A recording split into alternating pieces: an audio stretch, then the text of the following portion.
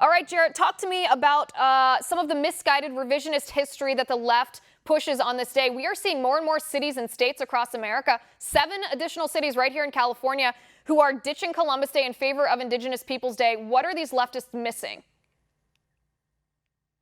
Well, it's actually incredible. We even have in the District of Columbia, the place, of course, named after Christopher Columbus that's being ditched now. The city council held an emergency session to get rid of Columbus Day, which I think is quite incredible and sums up this movement. And I think you summed up a lot of the things quite well. And this idea that Columbus was some kind of genocidal maniac, that he intentionally came because of greed, that he came because he was selfish, he was looking for gold in a new world, and that he was somehow this mass murderer. I think there's even Bay Area schools that just reported that they're holding murder trials for Christopher Columbus, and of course all these absurdities. And I think the record of Columbus, in fact, is very different, especially when you consider the age in which he lived. He was in the 1490s.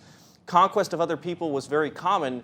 Columbus actually stood out as somebody who was more humanitarian, you could almost say, than many of his contemporaries. It was often the Spanish who sailed under him who often sometimes got out of control, and he went and punished them quite severely. In some sense, Columbus's failure was not as an explorer. Right? He's a world-famous explorer, and I think his legacy, deserves to be celebrated. But as a governor, he wasn't quite as good. And in fact, he got attacked by many of the Spanish who served under him. In fact, on his 3rd voyage, he got brought back in chains because, of course, he had a political rival who tried to get rid of him. And unfortunately, a lot of those accounts have come to us today.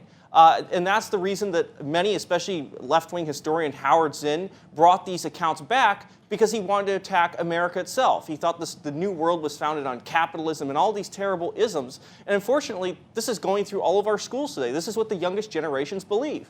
Right, so talk to me a little bit about the truth about the history. So one of the main things, and this of course is part of the purpose of the left, they want to paint Columbus as this imperialist oppressor to sort of delegitimize the founding of America. But why did Christopher Columbus sail to the New World? What was he looking for, and for what purpose? He was looking for a new passage to Asia, quite frankly, quite a bold trip.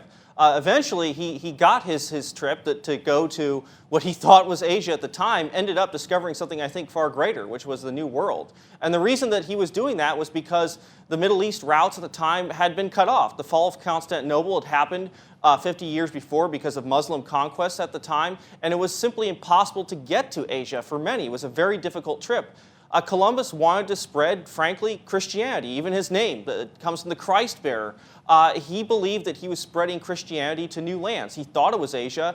It ended up being the Americas. And of course, he opened up this new world. And frankly, it's the world we have today. The map that we see is there because of Christopher Columbus, who took that incredibly brave and bold journey with 4 ships barely 40 feet long into the dark of the Atlantic in that deadly 2-month voyage. And opened up a new world. And I think that's an incredible achievement that he deserves to be celebrated for, not condemned.